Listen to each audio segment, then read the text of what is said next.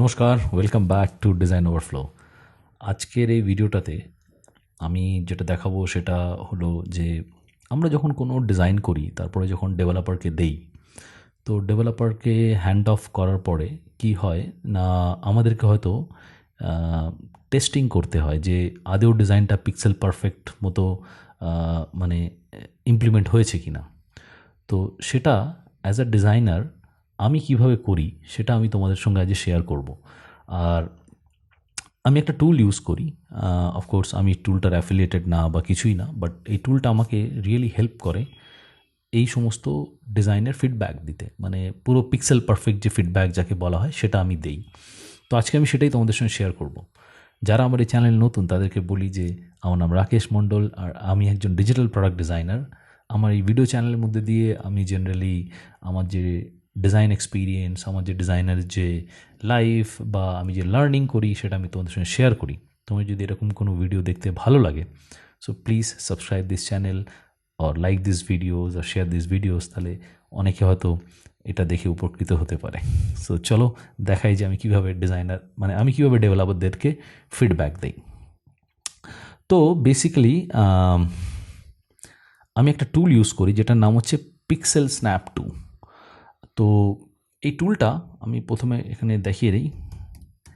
Pixel snap এটা হচ্ছে, but unfortunately এটা অনলি ফর ম্যাক। ওকে, তো অফকোর্স আমি ম্যাকে এটাকে দেখি এবং ম্যাকেই যখন আমি ফিডব্যাকটা দিই সেভাবেই দিই। খুবই কম দাম, বাট তোমরা যদি ম্যাক ইউজ করো তো আই থিঙ্ক এটা তোমরা ইউজ করতে পারো এবং খুবই গুরুত্বপূর্ণ টুল এটা। যেমন এখানে দেখাচ্ছে, দেখো পুরো হাইট, ডিস্টেন্স, সাইজ সব কিছু মাপা যায়।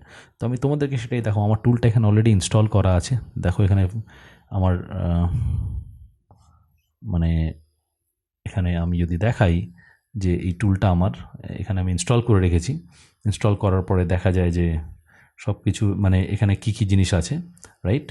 তো আমি আমার যে ওয়েবসাইটে যে SAS UI.design আমি সেটাতেই তোমাদেরকে দেখাতে চাই যে আমি যদি কাউকে ফিডব্যাক দিই যে এর হাইটটা কত বা আমি যদি জানতে চাই, সিম্পলি আমি এটাতে ক্লিক করব, গিয়ে আমি প্রথমে দেখব ফাইন ডাইমেনশন।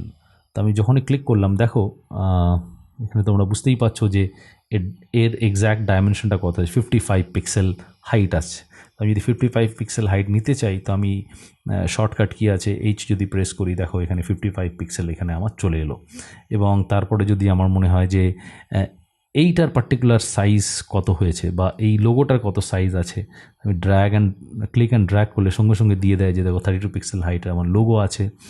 আমার যদি মনে হয় যে এখান থেকে প্রথম লাইন থেকে দ্বিতীয় লাইনের দূরত্ব বা এই পার্টিকুলার টেক্সট থেকে আরেকটা টেক্সটের যে দূরত্ব আমি সেখানটাতেও দেখি, তাহলে দেখো 42 পিক্সেলের এখানে দূরত্ব আছে, রাইট? আর আমার যদি মনে হয় এই পার্টিকুলার যে একটা বাটন স্টাইলে আছে এটাতে আমার কি মানে সাইজ হচ্ছে, তো আমি ইমিডিয়েটলি ড্র্যাগ করে, মানে ক্লিক অ্যান্ড ড্র্যাগ করলেই দেখো সঙ্গে সঙ্গে দিয়ে দিল এটা 24 পিক্সেলের। আমি এটাকে আরও যদি ওপরে দেখতে চাই তাহলে তার ওপরে পোর্শনটা, যেহেতু ও টেক্সটটাকে এখানে নিল, তারপরে এই টেক্সট থেকে এই টেক্সটের থেকে তার নিচের যে দূরত্ব সেটাও আমি এখানে ইমিডিয়েটলি ক্যাপচার করতে পারি। খুবই ইজি। আমার এটা ডেভেলপ হয়ে গেছে, কিন্তু আমি ডেভেলপারকে যখন ফিডব্যাক দেবো তো আমাকে তো সব ছোটো ছোটো ছোটো ছোটো জিনিসগুলো করে দেখাতে হবে। এবং তাই নয়, আমার এটা আদেও লেফট অ্যালাইন আছে কি না সেটাও আমাকে জানা যায়। তো বেসিক্যালি ওখানে তুমি ভার্টিক্যাল লাইন নিতে পারো, শর্টকাট কিজ আছে এখানে বিভিন্ন রকমের। আর তো তাহলে তুমি দেখতেই পাবে যে এটার মানে অ্যালাইনমেন্ট ঠিক আছে কি না, রাইট? আমার যদি মনে হয় যে এর সঙ্গে এর অ্যালাইনমেন্ট ঠিক নেই তো আমি এখানে ক্লিক করে দিলাম। তারপর যদি মনে হলো যে না আমি হরিজন্টালি দেখবো আমার অ্যালাইনমেন্ট কীরকম আছে। আর তুমি দেখো এখানে না এটা স্ন্যাপ হয়, যেখানে আমি নিয়ে যাচ্ছি সেইভাবে স্ন্যাপ হচ্ছে এটা, তাহলে আমার অ্যালাইনমেন্টটাকে ওখানে বোঝাতে অনেক সুবিধা হয়। এইভাবে আমি আমার যে ডিজাইন ফিডব্যাক থাকে সেই ডিজাইন ফিডব্যাক আমি এখানে মানে আমার ডেভেলপারদের সঙ্গে শেয়ার করি। যখন এটা আমার হয়ে যায় তারপরে আমি এটাকে একটা স্ক্রিনশট নিয়ে নিই। স্ক্রিনশটটা নিয়ে নিলে আমার এখানে স্ক্রিনশট নেওয়া থাকে, এবং স্ক্রিনশট না নিলেও এখানে তোমরা এই যে এখানে যে ফটো রেট আসে তো এটাও অ্যাজ আ সেভ স্ক্রিনশট হয়। তো মানে কি হচ্ছে যে তুমি কুইকলি তারপরে এসকেপ বাটন প্রেস করলে তুমি এখান থেকে মোটামুটি মানে তোমার হচ্ছে এটাকে তুমি ওই মোড থেকে বাইরে আসতে পারো। দেখো প্রথম স্ক্রিনশট আমি ফার্স্ট যে স্ক্রিনশটটা নিয়েছিলাম সেটা এখানে আছে, এবং আমি এটাকে ওপেন করে দেখাই। এক্স্যাক্টলি আমি যেভাবে স্ক্রিনশট এখানে নিয়েছিলাম সেই জিনিসগুলো, পিক্সেলগুলো এখানে কিন্তু রেকর্ড হয়ে গেছে, এবং আমি এটা তখন ডেভেলপারকে পাঠিয়ে দিই যে দেখো তুমি যেভাবে ডিজাইন করেছিলে এটা তার এক্স্যাক্ট স্পেসিফিকেশন দেখাচ্ছে আমার কাছে, আর আমাকে তার জন্য কোনো কোডিং দেখা বা ইন্সপেক্ট এলিমেন্ট করারও দরকার নেই। বাট হ্যাঁ, it is a paid, but এটা অনেক হ্যান্ডি, এটা অনেক ইউজফুল। আর তোমরাও যদি ম্যাকতে কাজ করো তাহলে আমার মনে হয় যে this is a very handy tool ডেভেলপারকে এটা ফিডব্যাক দেওয়ার জন্যে। আশা করি এটা তোমাদের অনেক কাজে লাগবে, রাইট?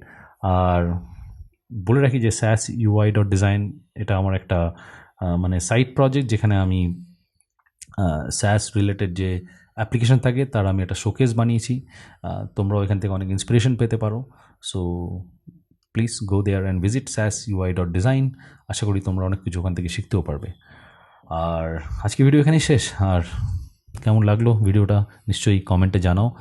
আর তোমরাও ডেভেলপার হ্যান্ড অফ করার পরে ডেভেলপারকে ফিডব্যাক কী করে দিচ্ছ সেটাও কমেন্টে নিশ্চয়ই আমাকে জানাও, যে এইভাবে তোমরা ডেভেলপারকে ফিডব্যাক দাও।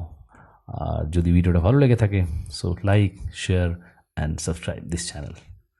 Till then, thank you, stay safe, bye bye. আরেকটা ভিডিওর জন্য দেখা হবে পরে।